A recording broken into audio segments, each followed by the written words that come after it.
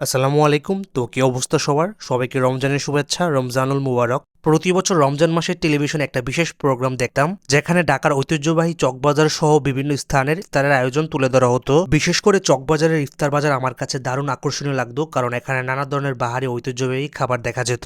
শুধু চকবাজারে নয়, ঢাকার বিভিন্ন এলাকায় কিভাবে ইফতার আয়োজন করা হয় তাও এই প্রোগ্রামে দেখতাম, যা সত্যি আমার কাছে অনেক ভালো লাগতো। তো আজকে আমি আছি ভৈরব বাজারে। এখানে টুকটাক অনেক হোটেল এবং রেস্টুরেন্টে ইফতারের বিশেষ আয়োজন করা হয়, তাই আজকে ঘুরে দেখব ভৈরবের ইফতার বাজার, আর আপনাদেরকেও দেখানোর চেষ্টা করব যেন আপনারা জানতে পারেন এখানকার ইফতারের আয়োজন কেমন। রমজানের পবিত্রতা আর ইফতারের আয়োজন দেখতে আমি আসর নামাজের পর মসজিদ থেকে বের হয়ে গেলাম। আমাদের ভৈরব বাজার জামে মসজিদ রুট ধরে হাঁটতে হাঁটতে চোখে পড়বে সবার আগে বেনিশ বাংলা রেস্টুরেন্ট। এই রেস্টুরেন্টটি প্রতি বছর ইফতার আয়োজন করে। সাধারণত ইফতারের আইটেম যেমন ছোলা, বুট, বেগুনি, পেঁয়াজ তো থাকেই, তবে এখানকার বিশেষত্ব হলো তাদের বাড়তি আয়োজন। চিকেন সাসলি, গ্রিল, চিকেন চাপ, কাবাব সহ নানা ধরনের মুখরোচক খাবার পাওয়া যায় এখানে। এই কারণে ভৈরব বাজারে তাদের ইফতার আয়োজন বেশ জনপ্রিয়। প্রতি বছর তারা কিন্তু হালিম আর নরম খিচুড়ির একটা আয়োজন করে। এবার কিন্তু হালিম নেই, তবে নরম খিচুড়ির আয়োজনটি রয়েছে। শুধু কিন্তু রেস্টুরেন্ট নয়, ভৈরব বাজারের প্রায় প্রতিটি অলিগলিতে ছোট বড় বিভিন্ন দোকান ইফতারের আয়োজন করে। কেউ দোকানের সামনে টেবিল সাজিয়ে রাখে, কেউ বা খোলা জায়গায় অস্থায়ী দোকান বসায়। ইফতারের বাজার জমতে শুরু করে আসর নামাজের পর থেকে,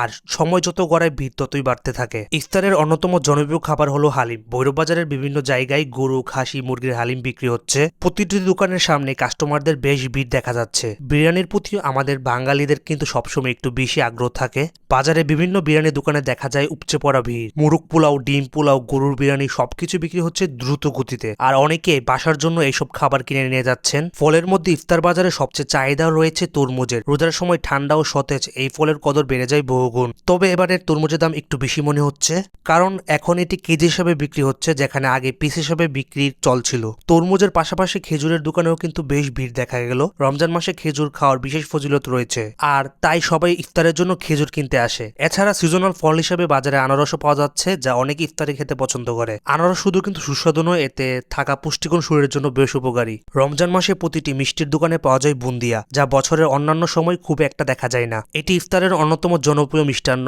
আর আমার ব্যক্তিগত পছন্দের তালিকায় রয়েছে এই বুন্দিয়া আর নিমকি, যা ইফতারে খেতে বেশ ভালো লাগে। রমজানে ইফতারের টেবিলে যে খাবারটি বেশি দেখা যায় সেটি হচ্ছে মুড়ি। মুড়ি ছাড়া কিন্তু ইফতার যেন অসম্পূর্ণ থেকে যায়। মুড়ির সঙ্গে চানা, বেগুনি, পেঁয়াজু মিশিয়ে খেলে এর স্বাদ আরো বেড়ে যায়। আসর নামাজের পর থেকে ইফতার কেনাকাটার জন্য বাজারে প্রচন্ড ভিড় জমে যায়। বাড়িতে রান্না করলেও বেশিরভাগ মানুষ কিছু না কিছু কিনতে আসে বাজারে, আর তাতে সৃষ্টি হয় যানজট। ভৈরব বাজারে একটি বিশেষ বিষয় লক্ষ্য করবেন, সেটা হলো বড় বিক্রির দোকান। ভৈরব বাজারে একটি বাণিজ্যিক এলাকা, এখানে অনেক দোকান রয়েছে এবং অনেক দোকানদারই বাজারের মধ্যে ইফতার করেন। যেহেতু সবার কাছে ফ্রিজ নেই, তাই বরফ কিনে নিয়ে যায় এখানে ঠান্ডা পানি খাওয়ার জন্য। ভৈরব বাজারের ইফতার বাজার শুধু খাবারের জন্যই নয়, বরং এটি একটি এক ধরনের মিলন মেলা। এখানে সবাই ইফতার নিয়ে ব্যস্ত, কেউ কিনছেন, কেউ বিক্রি করছেন, আর কেউ বা প্রস্তুত করছেন ইফতারের আয়োজন। রমজান কেবল খাবারের উৎসব নয়, এটি আত্মশুদ্ধি ও সংযমের মাস।